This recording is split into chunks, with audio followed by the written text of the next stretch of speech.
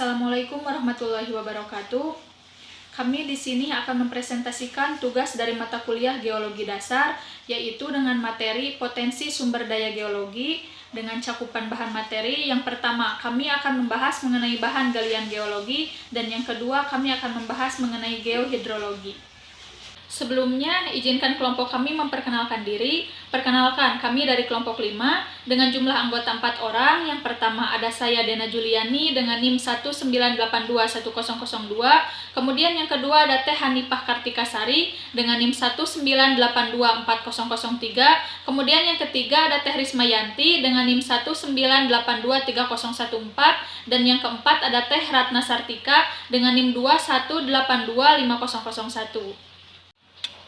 Pada slide ini, yang pertama kita akan membahas mengenai sumber daya geologi. Sumber daya geologi terdiri dari dua jenis. Yang pertama ada sumber daya mineral. Sumber daya ini mencakup semua batuan dan mineral yang berguna dan dibagi menjadi dua kelompok. Yang pertama ada sumber daya logam dan yang kedua ada sumber daya non-logam. Selanjutnya, sumber daya mineral. Sumber daya mineral dibagi menjadi dua kelompok. Yang pertama ada sumber daya mineral non-logam dan sumber daya mineral logam. Sumber daya mineral non-logam adalah setiap batuan yang tidak memiliki sifat logam, seperti garam, pasir, kerikil, batu kapur, dan lain-lain. Sedangkan sumber daya mineral logam adalah setiap unsur kimia yang bersifat mengkilap serta memiliki kemampuan untuk menghantarkan listrik dan panas. Contohnya seperti besi, tembaga, aluminium, seng, dan lain-lain. Pada sumber daya logam ini terdapat istilah biji yang mengacu pada deposit mineral logam dan biasanya disertai dengan nama logam, misalnya biji besi atau biji perak. Adapun proses-proses pembentukan biji. Yang pertama ada proses magmatis. Pada proses magmatis ini membentuk endapan mineral saat magma cair membeku, kemudian membentuk batuan beku yang menciptakan biji logam, serta menciptakan beberapa permata dan deposit belerang yang berharga. Kemudian yang kedua ada proses hidrotermal. Pada proses hidrotermal ini terbentuk karena air panas melarutkan logam dari batu atau magma. Kemudian larutan yang mengandung logam tersebut merembes melalui retakan atau batuan yang permeabel sampai membentuk deposit biji. Dan yang ketiga ada proses sedimen. Nah, pada proses sedimen ini, dua proses sedimen yang membentuk endapan biji, yaitu pemilahan sedimen disebut juga dengan pengendapan diferensial seperti yang terjadi pada proses pengendapan emas di dasar sungai. Nah, pada proses tersebut melibatkan air yang menguap dan membentuk endapan evaporit. Kemudian yang keempat ada proses cuaca. Pada proses cuaca ini, di lingkungan dengan curah hujan yang tinggi, air yang melimpah melarutkan dan menghilangkan sebagian ion terlarut dari tanah dan batuan di dekat permukaan. Nah, proses tersebut meninggalkan ion yang relatif tidak larut dalam tanah untuk membentuk sisa deposit. Kemudian yang kelima ada proses metamorfik. Nah, pada proses metamorfik ini, batuan metamorf terbentuk ketika panas dan tekanan mengubah mineralogi dan tekstur batuan yang sudah ada sebelumnya. Nah, metamorfis ini juga mengeluarkan air dari batuan untuk menciptakan cairan hidrotermal yang pada akhirnya menyimpan biji logam. Materi yang selanjutnya yaitu cadangan mineral. Cadangan mineral dapat meningkat dengan dua cara. Yang pertama, ahli geologi dapat menemukan deposit mineral yang baru sehingga menambah jumlah biji. Yang kedua, deposit mineral subekonomi, yaitu logam yang tidak cukup terkonsentrasi untuk ditambang dapat menguntungkan jika harga logam tersebut meningkat. Sumber daya cadangan mineral juga dapat didapat dari geopolitik sumber daya logam. Geopolitik sumber daya logam terjadi karena tidak semua negara memiliki mineral, sehingga beberapa negara mengimpor dari negara lain. Negara-negara yang memiliki sumber mineral yang paling banyak yaitu Rusia, Amerika, dan lain sebagainya.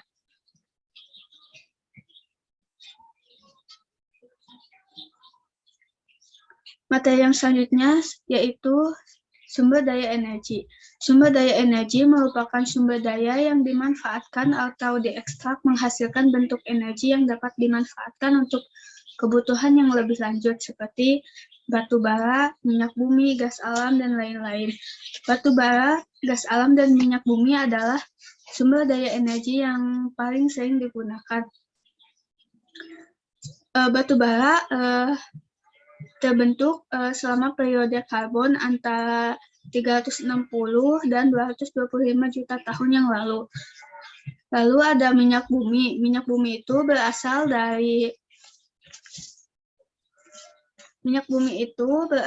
dari jasad tumbuhan dan hewan yang mati. Sisa-sisa dari organisme tersebut mengendap di dasar bumi, lalu kemudian ditutupi oleh lumpur. Dari lumpur tersebut berubah menjadi batuan sedimen, lalu karena dipengaruhi oleh pergerakan tektonik dan aktivitas geologi sehingga menghancurkan batuan tersebut lalu menghasilkan minyak. Lalu ada gas alam. Gas alam terbentuk secara alami ketika minyak mentah dipanaskan di atas 100 derajat Celcius selama penguburan atau pengendapan. Materi yang selanjutnya yaitu geohidrologi. Geohidrologi adalah ilmu yang mempelajari air yang berada dalam tanah atau groundwater. Ada beberapa jenis geohidrologi. Yang pertama yaitu air tanah. Air tanah adalah air yang tersimpan pada rongga-rongga batuan atau tanah pada rongga jenuh yang bergerak. Rongga jenuh disebut juga saturated zone.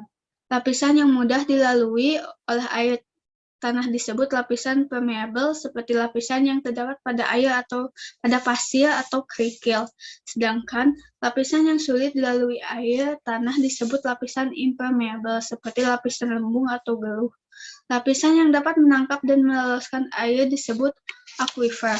Ada beberapa jenis aquifer. Yang pertama aquifer bebas, yang kedua aquifer tertekan, yang ketiga aquifer semi bebas, yang keempat aquifer semi tertekan. Baik, saya akan melanjutkan penjelasan mengenai macam-macam aquifer. Aquifer ini terdapat 4 jenis. Yang pertama ada aquifer bebas. Aquifer bebas ini adalah lapisan lolos air yang hanya sebagian terisi oleh air dan berada di atas lapisan kedap air. Nah, permukaan tanah pada aquifer ini disebut dengan water table, yaitu permukaan air yang memiliki tekanan hidrostatik yang sama dengan tekanan atmosfernya. Kemudian yang kedua ada aquifer tertekan. Aquifer tertekan ini adalah aquifer yang seluruh jumlahnya air yang dibatasi oleh lapisan kedap air, baik itu yang di atas ataupun yang di bawah, dan mempunyai tekanan jenuh lebih besar daripada tekanan atmosfernya. Kemudian di slide selanjutnya ada aquifer semi tertekan.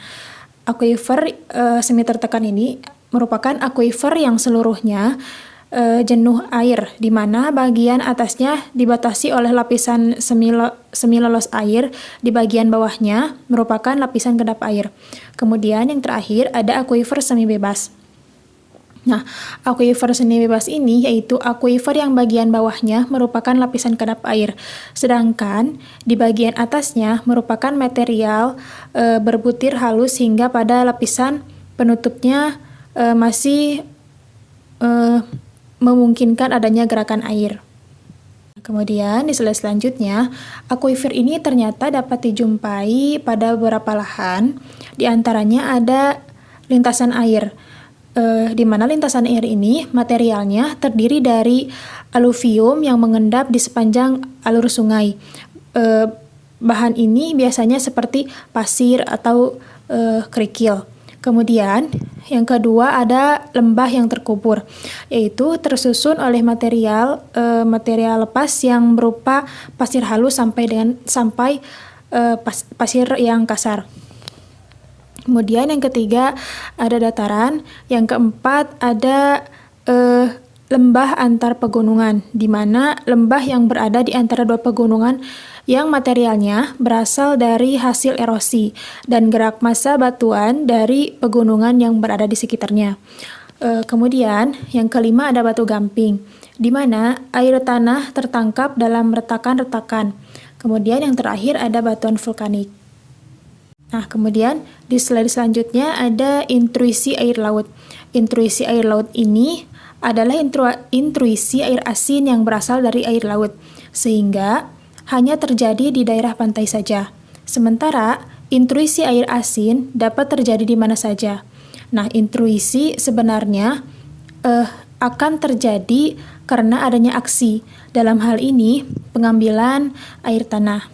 Intrusi adalah reaksi dari aksi tersebut dan mengubah keseimbangan hidrostatik alami antar muka, baik itu air tanah, air tawar, dan air asin.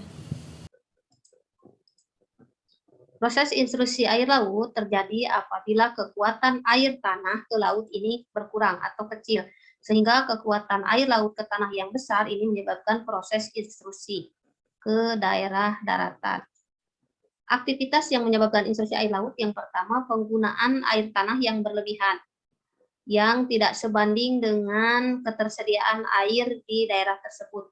Yang kedua, karakteristik pantai, di antaranya pantai yang tidak adanya vegetasi, contohnya yang tidak adanya hutan bakau, ini akan menyebabkan proses intrusi air laut semakin besar.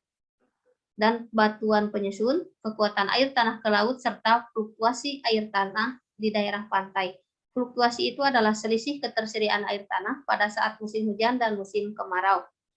Namun, proses intrusi ini dapat dicegah yang pertama dengan penghijauan di daerah resapan air. Dampak dari intrusi ini yang pertama, kekurangan air bersih. Artinya air yang ada di daerah yang mengalami proses intrusi itu akan menjadi payau. Contohnya di daerah Jakarta.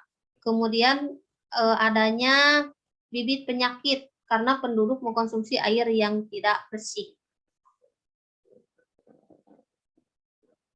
Untuk mencegah proses intrusi, ada beberapa cara. Yang pertama, adanya vegetasi di daerah pantai. Contohnya dengan menanam bakau di daerah pantai, kemudian pembangunan waduk untuk ketersediaan air bersih. Yang ketiga, dengan proses injection atau menyuntikkan air bersih di daerah resapan air, namun hal tersebut akan menyebabkan gempa lokal. Sekian yang dapat kelompok kami sampaikan. Mohon maaf apabila ada kekurangan atau salah-salah kata dalam penyampaian. Terima kasih atas perhatiannya kepada teman-teman semua. Wassalamualaikum warahmatullahi wabarakatuh.